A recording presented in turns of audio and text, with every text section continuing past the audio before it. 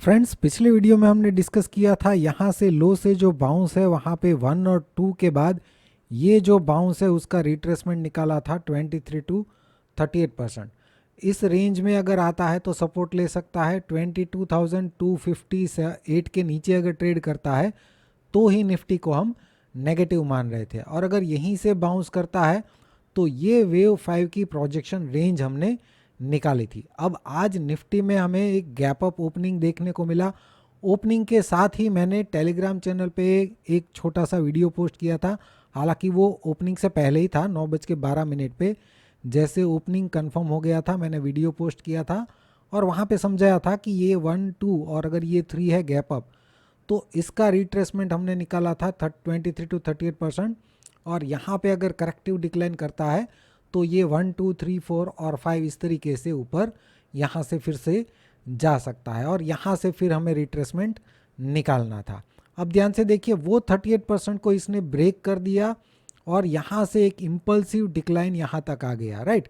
तो ये बाउंस जो है वो 3 वेव का बन गया, यानी कि इरेगुलर बी, राइट। तो ये बन जाएगा ए, ये बी और ये शार्प इम्पल्सिव सी, राइट। तो इसीलिए मैंने वहाँ पे टेलीग्राम चैनल पे यहाँ पे पोस्ट डाला था कि अब ये एक इरेगुलर करेक्शन हो सकता है। तो इस तरीके से ये ए, ये इरेगुलर बी और यहाँ पे सी, तो फिर से ये ए बी सी के बाद फिर से मार्केट जो है वो इसके ऊपर जा सकता है। वेव 5 की प्रोजेक्शन रेंज भी यहाँ हमने निकाल दी थी। एटलीस्ट हाई के ऊपर जाना चाहिए तो 61% के आसपास ये जा सकता था। उसके बाद अगर हम देखें तो ये बाउंस किया था, जिस तरीके से हमने ये काउंटिंग किया था उस तरीके से हाई के ऊपर जाना चाहिए और हाई के ऊपर हमें देखने को भी मिल गया। उसके बाद यहाँ पे मैंने लास्ट में काउंटिंग भी शेयर किए थे कि यहाँ से जो बाउंस है उसमें भी एक इरेगुलर करेक्शन बना था। यहाँ पे अगर हम देखें तो जैसे ये बाउंस आया था इम्पल्सिव यहाँ तक, तो मैंने क्या किया था, यहाँ से रिट्रेसमेंट रेंज निकाली थी 50 टू 70%, राइट। 50 टू 70% में अगर ये मिलता हमें तो यहाँ पे ट्रेड का प्लान था, यहाँ से हम कॉल बाय कर सकते थे और जो वेव 3 के लिए 5 का 3 1, उसके बाद यहाँ पे 2 आता तो फिर 3 4 5 इस तरीके से इसके ऊपर मैं एक्सपेक्ट कर रहा था, राइट। लेकिन यहाँ पे अगर हम देखें तो यहाँ पे भी ये धीरे धीरे धीरे करके ये बाउंस किया और फिर शार्प फॉल किया। तो यहाँ पे भी हमें एक इरेगुलर करेक्शन देखने को मिला। ये हो गया हमारा ए और 1, ये हो गया बी और 2, और यहाँ से सी और 3 का अगर मैं प्रोजेक्शन निकालूँ तो सी और 3 का प्रोजेक्शन यहाँ पे आपके सामने ही मैं निकाल देता हूँ। पहला पॉइंट 0 पे, दूसरा यहाँ पे और तीसरा पॉइंट यहाँ पे। तो 161% ये ऑलरेडी ब्रेक कर चुका है। तो ये ए और 1, बी और 2 और यहाँ पे मैं सी और 3 बोल सकता हूँ, राइट। उससे पहले यहाँ पे ये रिट्रेसमेंट नहीं आया है 23% भी, तो हम क्या करते हैं, अभी यहाँ से रिट्रेसमेंट निकालते हैं 23 टू 38%। अगर 23 टू 38% में ये आता है तो वहाँ पे हम इसको 4 कंसिडर कर सकते हैं, करेक्टिव डिक्लाइन लगना चाहिए, राइट।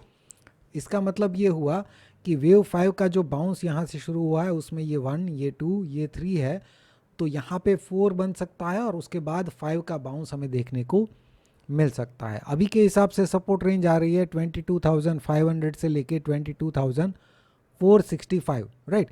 ये सपोर्ट रेंज है। अगर 22,465 के नीचे ट्रेड करता है तो हम मान लेंगे कि ये बाउंस जो है वो यहाँ पे कंप्लीट हो चुका है। कंप्लीट हो चुका है मतलब क्या, तो यहाँ से फिर से देखते हैं, तो अगर यहाँ से इसको ब्रेक कर देता है तो हम यहाँ से रिट्रेसमेंट निकालेंगे। उस केस में इसको ऐसे मानेंगे 1 2, ये 3 इरेगुलर 4 और ये 5, राइट।